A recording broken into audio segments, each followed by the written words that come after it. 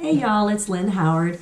Today we're going to talk about some writing tips. I've been getting some questions about it. I hadn't planned on doing that, but I gotta give y'all what you want. It's going to be just a few tips here and there, but hopefully it'll help you guys out. And if there's anything else you'd like to see, just let me know. Put something in the comments or send me an email.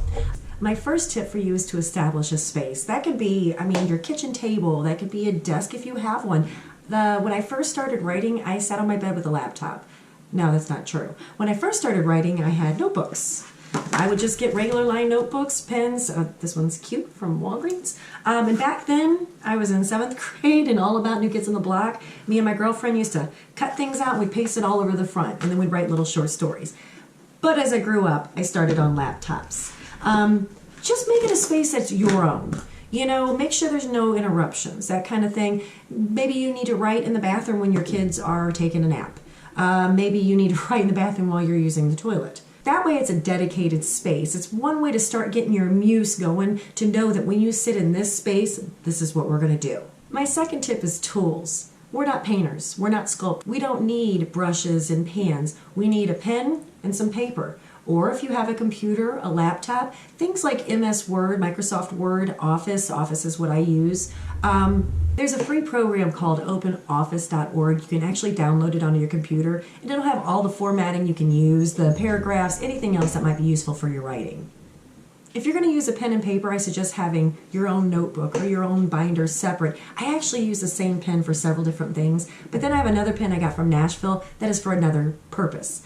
Everything I use has a purpose. This actual notebook is for scripting for you guys. So I have a notebook specifically for each task. That keeps me going into the right direction so that I know when I pick up this notebook, this is what we're doing.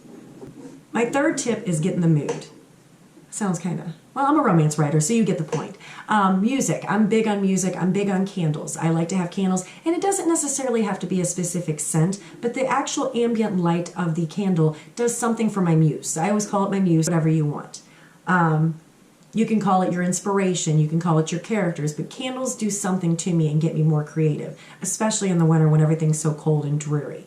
Another one is scents. You can use scents. You can use a diffuser for things like essential oils, frankincense, bergamot, peppermint, lavender. Those are all great for inspiration, for clarity, for focus. My fourth tip is a schedule. I am very big on schedules, and I know a lot of people say we creative people kind of write when we're inspired. I tried that and I was not able to stay on track. Now I have a very tight schedule. I'm up at the same time every day. I'm in bed at the same time every day. I read in bed till the same time every day, and I sit down to write at the same time every day. Since I started this habit, it seems like I'm able to get more words out. It seems like my body knows, okay, it's this time, we're sitting down, this is what we're doing. I've had to chunk off things for YouTubing, things for marketing, things like that. But when I sit down at the laptop at 10 a.m., it's time. Butt in chair, fingers on keyboard. That is the biggest thing I can tell you right there. When you have a schedule, you've trained your brain, just like when we teach ourselves that we can get up before our alarm clock. We know our alarm clock's going to go off. We wake up.